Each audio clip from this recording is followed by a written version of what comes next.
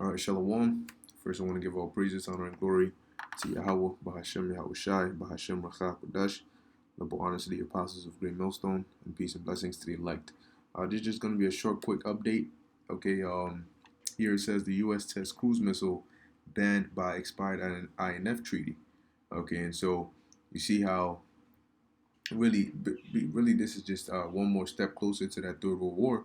Okay, because now these nations are getting back into that warlike spirit.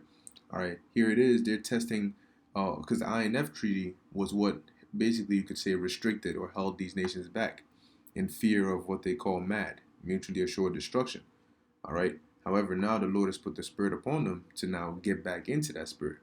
Because why do you think they're testing these missiles? Because they see the possibility that they're gonna need to use it. All right. And that because if it was all peace, then even if the INF treaty was expired, they will have no need to start reverting back to those missiles or those weapons. All right. But it seems that we're inching closer and closer, all right, to that time, man. So I'm gonna read this real quick. It says the U.S. military has tested a ground-launched cruise missile with a range of over 500 kilometers. The Pentagon confirmed. Such weapons were banned under the INF Arms Control Treaty, which the U.S. exited this month. Now you have to keep in mind that the way it's set up, what one nation does affects another.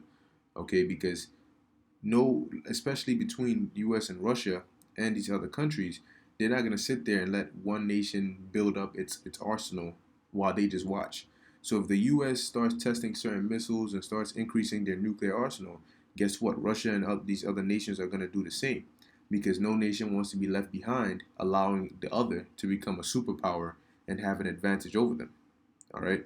So it says the flight test of a conventional configured ground-launched cruise missile was conducted on August 18 at a range on San Nicolas Island, California, the U.S. Department of Defense said Monday.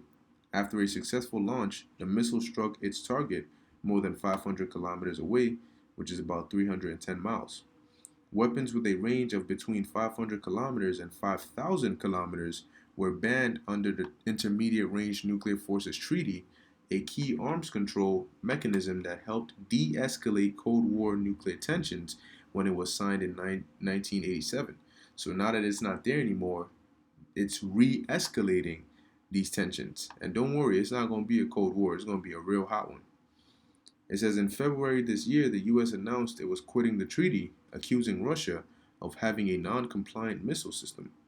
Moscow denied the accusations and invited inspections of the system, but no one took it up on the offer.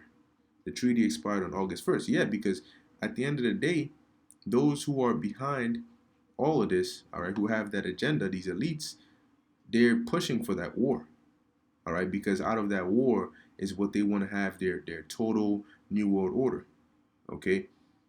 It says the Trump administration had previously signaled it was determined to exit the INF back in October 2018, when National Security Advisor John Bolton described it as a relic of the Cold War during his visit to Moscow. There's a new strategy or a new strategic reality out there, Bolton told reporters at the time, describing the INF as a bilateral treaty in a multipolar ballistic missile world that applied only to the US and Russia in Europe and did not do anything to constrain the actions of China, Iran, or North Korea. The INF was the second major Cold War arms control treaty the US led the way in dismantling, following the demise of anti-ballistic missile ABM treaty in 2001. The sole remaining arms control treaty, New START, is due to expire in February 2021. Well, we'll see how that goes, man. Because you see how the Lord is slowly but surely taking off the restrictions, all right, and really directing these nations towards a time of war, man.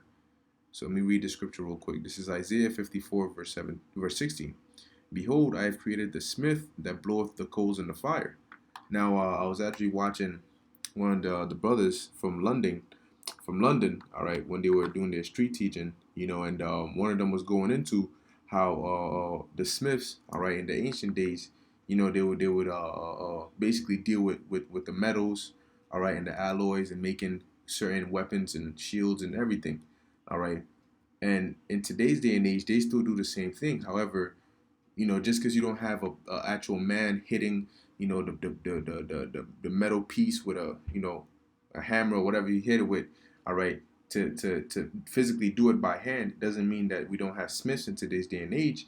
They've just been replaced by machines, all right, because what they do is they actually the missile, all right, it's still you put it in a casing, all right. The metals, they're all metals, all right, like the warheads and all that. Those are all metals that they test under different temperatures, different pressures, and all of that to see if it's suitable, all right, to perform its necessary tasks.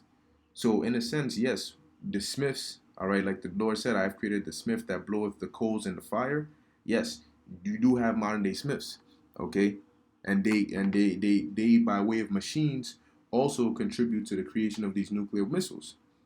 Which let's see what the purpose of this is for. It says, and that bringeth forth an instrument for his work, and I have created the waster to destroy.